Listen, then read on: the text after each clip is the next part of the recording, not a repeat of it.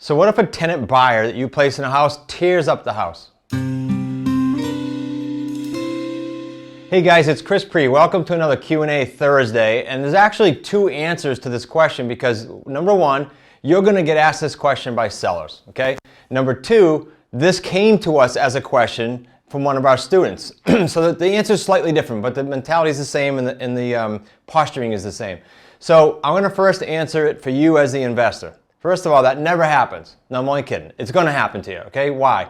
Because 2 to 5% of the time during the year, these deals will default. Why?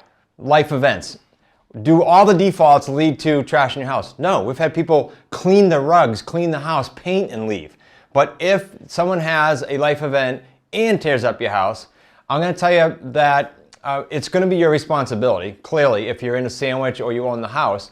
But I will tell you how you can mitigate that situation, meaning not get that as often if you do the right things. What are some things to do? I wrote down 3. And I'm going to give you a real life example from one of the High 6 associates. One is the proper screening. I can tell you guys there'll be a point where you have a home on and you're getting antsy and you want to get someone in there and you're less stringent, less picky on the screening. Don't be. Let Paul Ritter and his team, or whoever else you might use, that's who we use, do the proper screening, give you the proper mortgage ready plan, and make sure you're comfortable with that. Okay, that's number one when I say screening. Number 2 is the face-to-face is super important. Your gut feeling is super important. Are you going to be good working with these people? Do they come in and communicate well? Did they drive up in a clean car? I hate to say that, but you got to watch everything about your tenant buyer. And when they're in the meeting, did you like how they conducted themselves? We accepted a buyer just recently, as of this filming, this week, where Nick and Zach both met the wife. They were okay with the wife, but then they said, we need to meet your husband. The husband came in, and seeing them together, it was night and day better.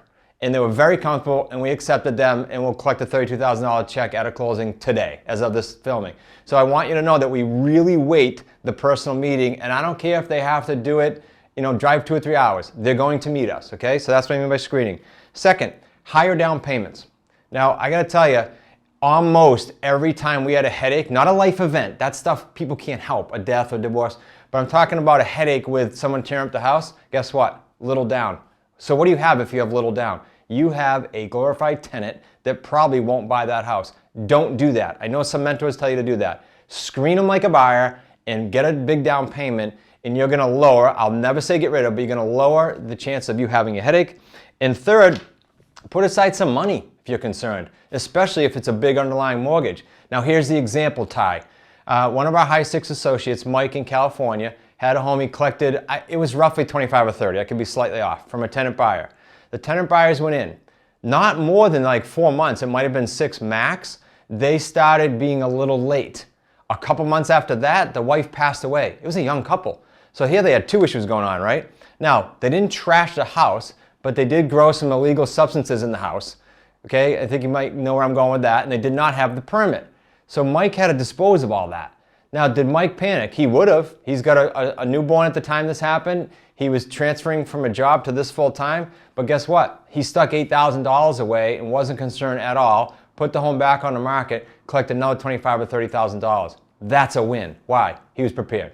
That's it. So that's how you mitigate, never get rid of probably, but mitigate that. Now, if a seller asks you in a sandwich lease, to go back to the other piece of that question, hey, what if the tenant buyer tears up my house?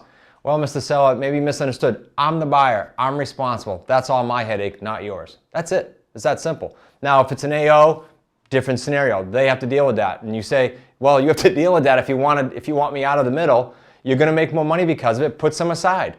Call me and I'll resell it. That's all. So if you need more help on that or other questions around this seller side or investor side, go ahead and jot them down here. I encourage you to do that because I want to either answer them right directly in print or get another video out to you. Appreciate you tuning in here. Make sure you subscribe to our channel because every Sunday we have a Deal Structures. Those are vital for your business. You can never get enough of those. And every Monday, a Motivational Monday. We'll see you next week.